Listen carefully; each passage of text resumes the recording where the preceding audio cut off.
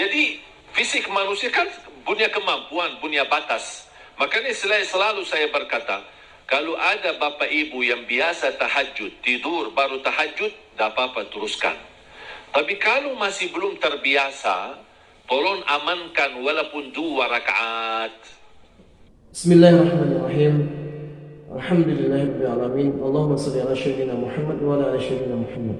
Sahabat yang beriman, yang selalu dirahmati oleh Allah Subhanahu wa taala, pada kesempatan yang sangat mulia ini, mari sama-sama kita simak, kita dengarkan tausiah yang akan disampaikan oleh guru kita almarhum Syekh Ali Jabir tentang ada tiga amalan yang apabila kita kerjakan maka sangat dahsyatnya, luar biasa, semua hajat kita akan dikabulkan oleh Allah Subhanahu wa taala.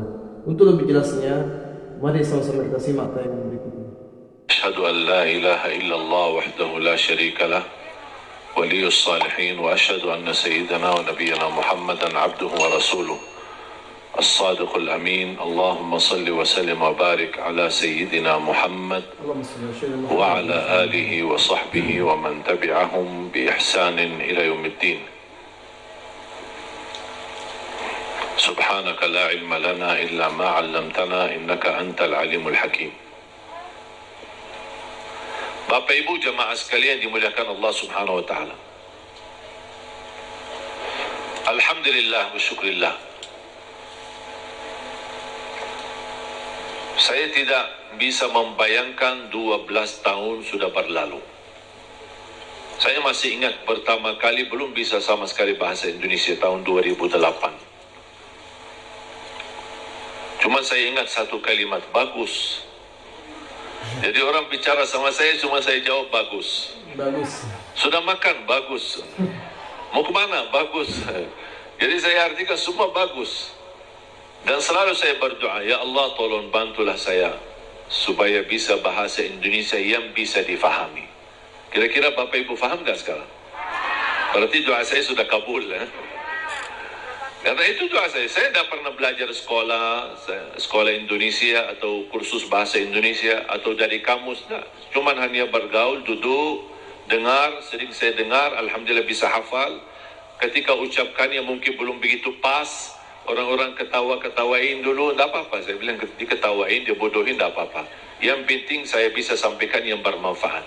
Alhamdulillah, berjalan waktu sedikit demi sedikit bisa mendapatkan. Bahkan saya dapat kejutan. Saya menemukan sejarah keluarga saya di Indonesia. Dulu ibu saya dan ayah tidak pernah cerita. Tapi saya ketika sudah berada di sini, baru saya menemukan sejarah keluarga. Ternyata kakek saya dan ayah kakek saya dua-duanya kelahiran Lombok. Bahkan ayah kakek saya dibunuh sama penjajah Belanda dan dia punya makam besar di Ampanan, di Lombok, dan dia mampu mempersatukan orang Sasak di Lombok untuk melawan penjajah Belanda. Makanya ketika saya bertemu Presiden Jokowi, saya sampaikan saya sebenarnya cucu pahlawan tapi belum terdaftar. Dan subhanallah, tidak membayangkan begitu saya ke Indonesia bisa menemukan sejarah keluarga. Bahkan saya punya keluarga besar di Lombok, di Cirebon, di Surabaya. Salah satu kakek saya nikah sama orang Bumi Ayu di Jawa Tengah, kemudian bertemu dengan keluarganya juga di Cirebon, ada juga di Bali, kemudian di Jakarta. Barangkali di Cimahi besok-besok ketemu ada orang yang bunga keluarga. Jadi subhanallah, begitu dunia ini kecil, kita bisa terus bertemu dengan keluarga dan kita terus bisa melanjutkan perjuangan. Dan saya harap mari kita sama-sama memperjuangkan yang terbaik untuk negeri kita Indonesia.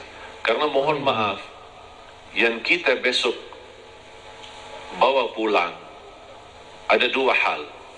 Ketika kita mati, yang kita bisa bawa hanya amal saleh. Yang kedua, ketika kita mati, yang tersisa di dalam dunia ini hanya nama baik kita. Tidak ada yang lain. Ketika tersebut nama kita, semua orang mau mendoakan. Semoga Allah ampuni, Allah. Luar biasa perjuangan orang itu. Luar biasa dia memberi yang terbaik. Orang politisi, orang ekonomi, orang siapapun, dimanapun posisimu, tolong beri yang terbaik. Karena itulah yang akan mengharumi namamu ketika kita sudah besok meninggal dunia. Dan di alam kubur, yang masuk sama kita adalah amal salih. Di sambil kita beribadah, dan selalu saya berkata, tolong kerja keras untuk duniamu dan kerja keras untuk akhiratmu.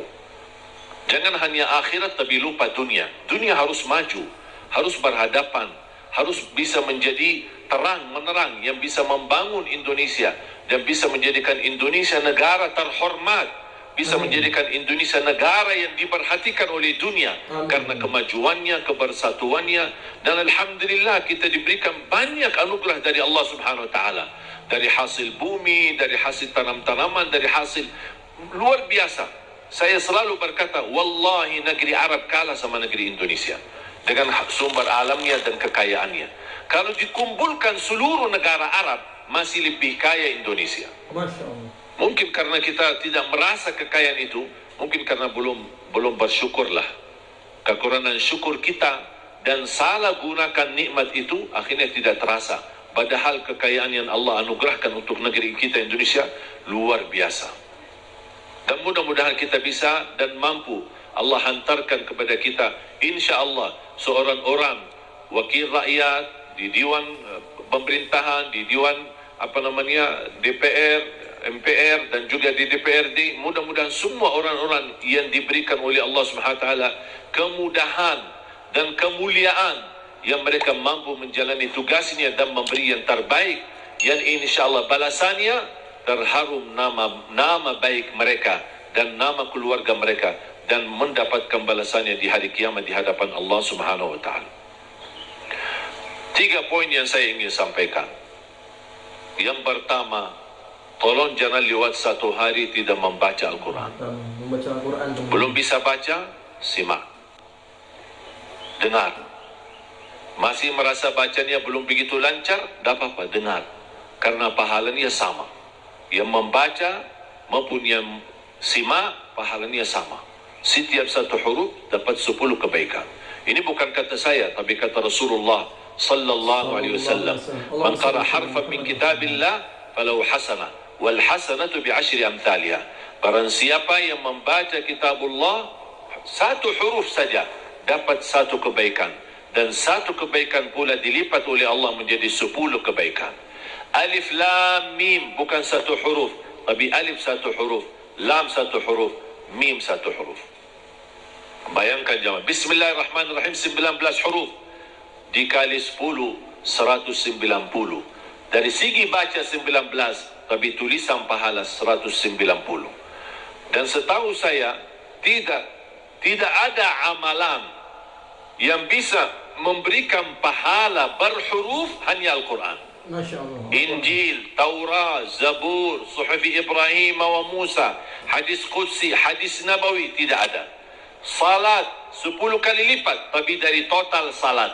Tidak dihitung setiap rukuk, sujud, bacaan dalam salat, tidak. Dihitung total salat. 5 waktu dapat 50. Sebagaimana diperintahkan di awal 50 kali salat. Tapi Al-Quran satu-satunya ibadah yang nilai pahalanya berhuruf, bersatu huruf. Dan menurut saya ini promo yang paling istimewa dari Allah. Paham bu promo? Biasanya ibu-ibu yang tahu promo.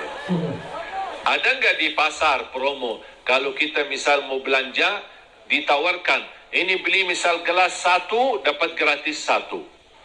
Beli 2 botol minyak goreng, dapat gratis 1. Ada kan? Atau beli misal 2 botol mie goreng, minyak goreng, dapat 1 dus, mie goreng lah misalnya. Ada kan? Itu kan namanya promo. Pernah nggak Bapak Ibu bertemu dengan promo, beli 1 botol minyak goreng dapat 10 gratis? Ada nggak promo gitu? Pasti merugi kan? Allah Subhanahu wa taala tahu manusia suka promo, makanya Allah tawarkan promonya. 1 huruf dapat 10 kebaikan. Tapi sayang sekali yang berlaku promo manusia, tapi promo Allah belum laku. Karena banyak kita manfaatkan promo manusia, tapi tidak memanfaatkan promo dari Allah SWT.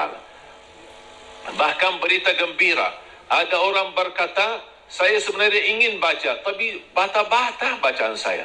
Saya takut salah, nanti malah dosa. Mendingan tidak usah baca. Itu alasannya karena berbata-bata. Ada berita gembira dari Rasulullah SAW. Rasulullah bersabda, "Walladhi yaqra'ul Qur'ana wa yatata'ta'u fihi wa huwa 'alaihi syaq lahu ajran." Barang siapa yang membaca Al-Quran kemudian dia berbata-bata. Terima kasih ya Rasulullah. 1400 tahun yang lalu nampaknya Rasulullah umatnya bakal banyak berbata-bata. Makanya sudah diberi solusi dari kemarin. 1400 tahun yang lalu. Barang siapa yang membaca Al-Quran kemudian dia berbata-bata sambil berat, susah, sulit untuk membaca Al-Quran, tapi tetap dia mempertahankan dan terus dia melanjutkan sesuai kemampuannya, kata Rasulullah, falahu ajran, akan Allah berikan 2 kali pahala. Selain setiap satu huruf 10 kali lipat, dia dapat 2 kali pahala. Satu, karena dia mau membaca Al-Quran.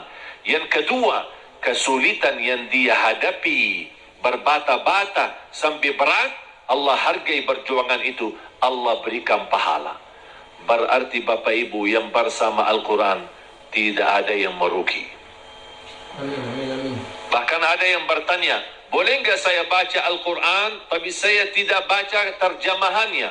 Saya jawab, boleh. Ada orang tanya lagi, boleh enggak saya baca Al-Quran sampai khatam tapi mohon maaf saya tidak faham sama sekali? Saya jawab, boleh. Kenapa?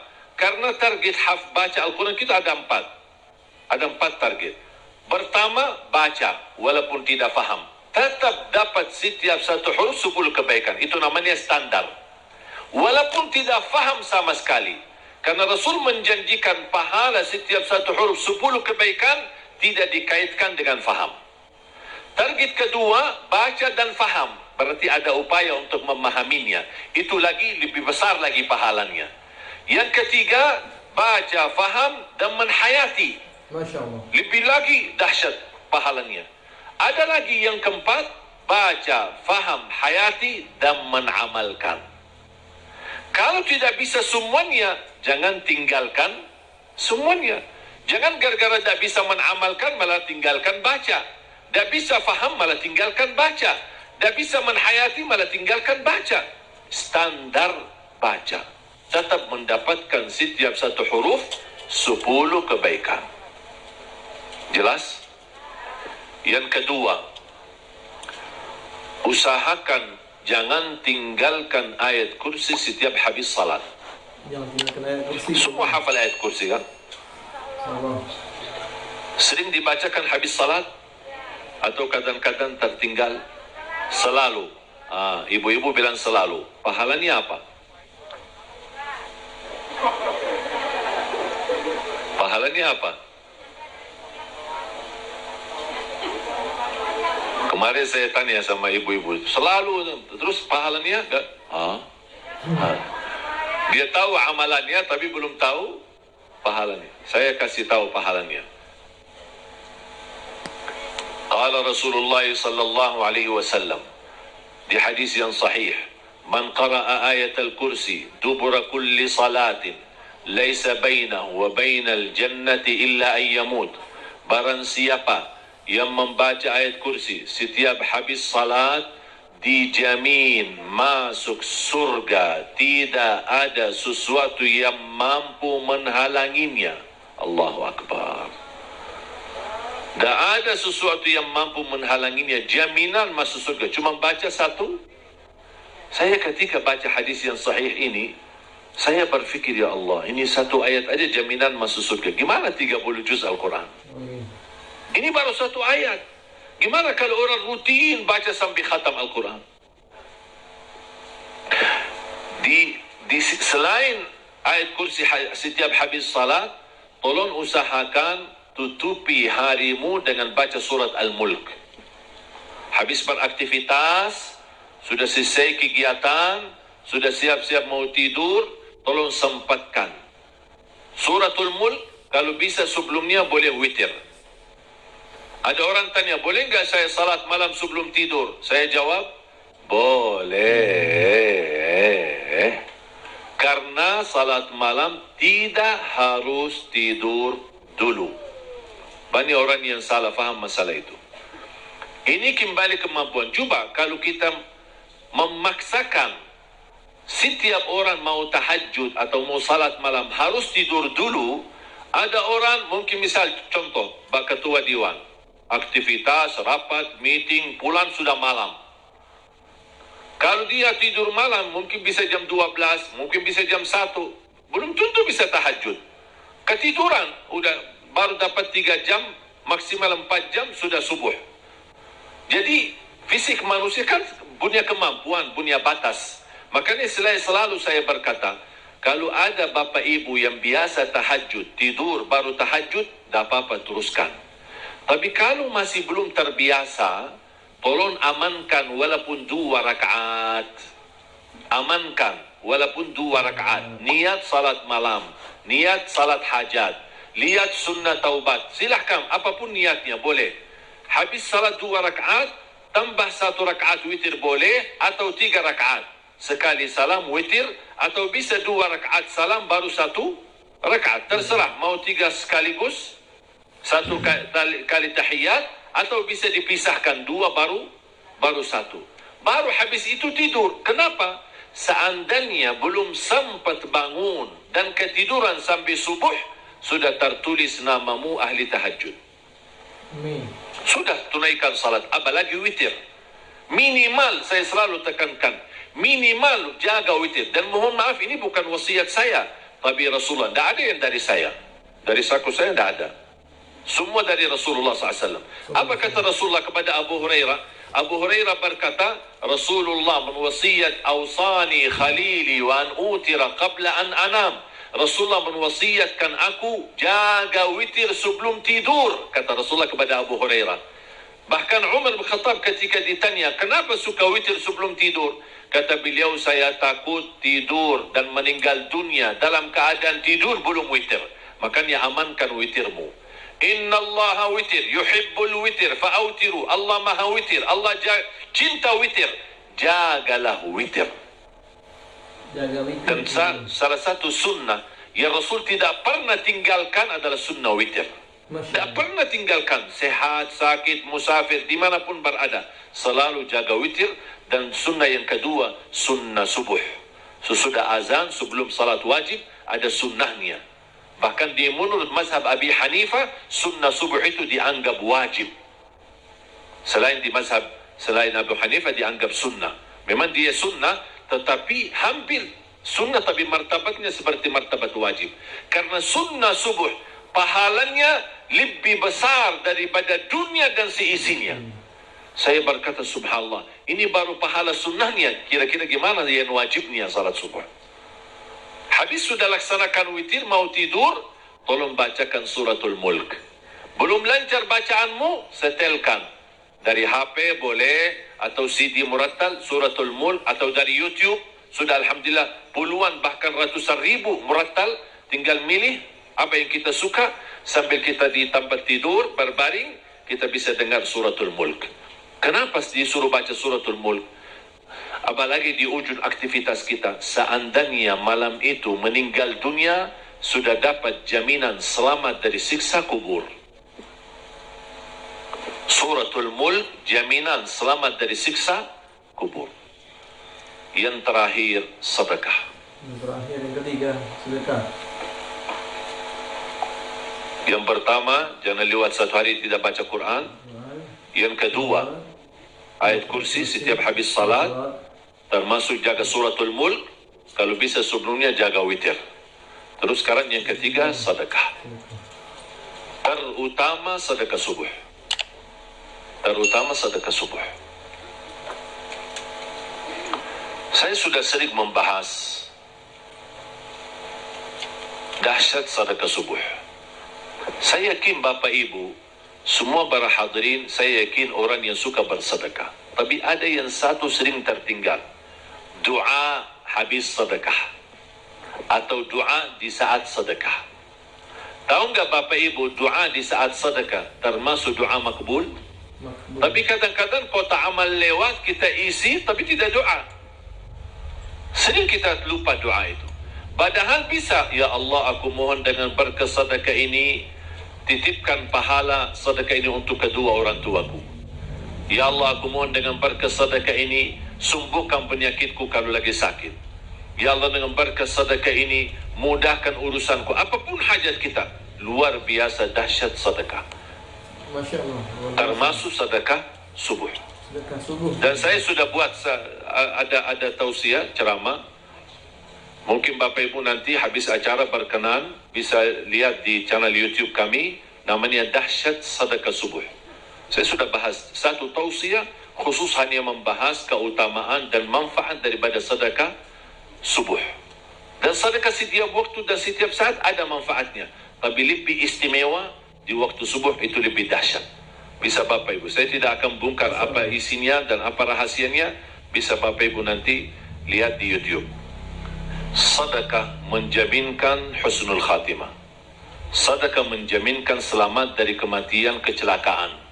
Sedekah menjaminkan selamat dari kematian kebakaran.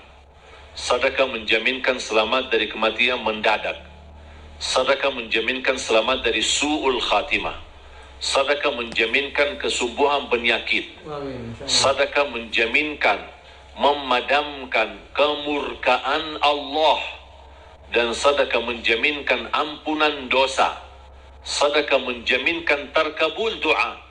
Makanya ketika bersedekah jangan lupa berdoa.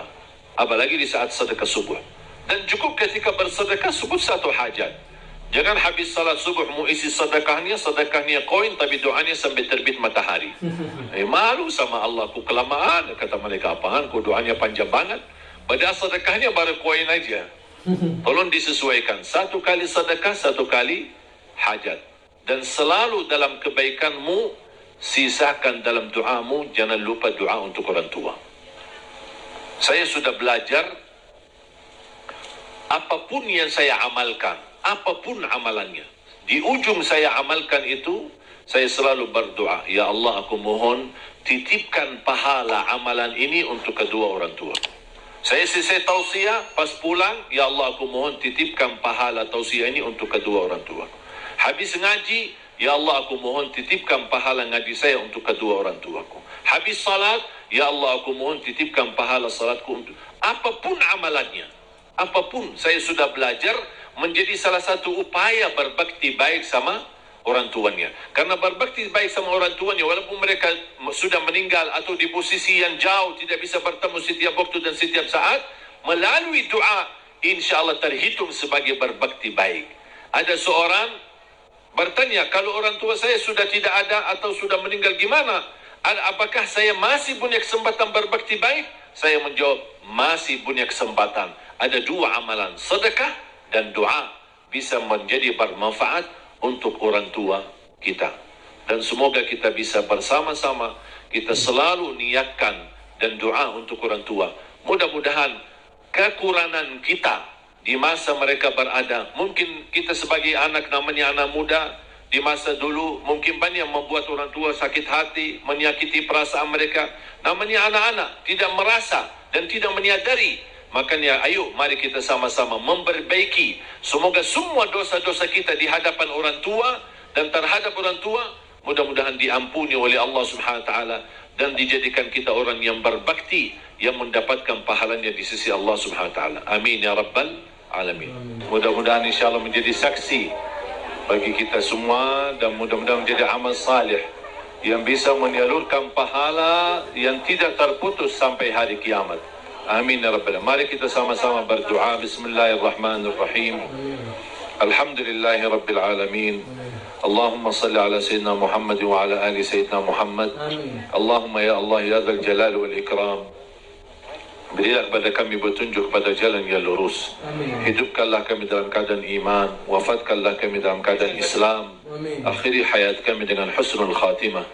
Jadikan kami semua serta keluarga kami ahlul Quran, pencinta Al-Quran, penghafal Al-Quran, yang mendapatkan syafaatnya Al-Quran. Ya Allah, lancarkan upaya dan ikhtiar Majlis Nurun Nisa ini bersama Yayasan Budi Luhur Ya Allah, jadikan perjuangan mereka menjadi amal salih yang diterima di sisimu. Dan jadikan tempat ini menjadi tempat pusatnya cahaya yang menyebarkan rahmat lil alamin, yang membawa keberkahan, yang menjadi pusat pendidikan agama, yang bisa memfasilitasi akhlak yang mulia ya rabbal alamin. Allahumma ighfir lana wa liwalidina wa li jami'il muslimina wal musliminat al ahya'i minhum wal amwat. Allahumma ya Allah, atas izinmu kami bersama-sama bertemu di majlis ini, di dalam acara ini. Anugerahkan kepada kami kemuliaan, sama-sama bertemu kembali di dalam surgamu ya Allah, bersama Nabi Muhammad sallallahu alaihi wasallam. Rabbana taqabbal minna innaka antas samiul alim wa tub alaina innaka antat tawwabur rahim. Rabbana atina fid dunya hasanah wa fil akhirati hasanah wa qina adzaban nar. Wa sallallahu ala sayyidina wa nabiyina Muhammad wa ala alihi wa sahbihi wa baraka wa sallam. Alhamdulillahirrabbilalamin. Sahabat yang beriman, itulah tadi ilmu yang disampaikan oleh guru kita. Mudah-mudahan bermanfaat, mudah-mudahan dapat kita istiqomahkan untuk mengamalkan 3 amalan tersebut. Mudah-mudahan kita termasuk hamba-hamba Allah yang diampuni oleh Allah Subhanahu wa taala dosa-dosa kita, mati dalam keadaan husnul khotimah dan ditempatkan di syurga bersama Rasulullah sallallahu alaihi wasallam. Mungkin itu saja yang sudah disampaikan. Saya akhiri. Wassalamualaikum warahmatullahi wabarakatuh.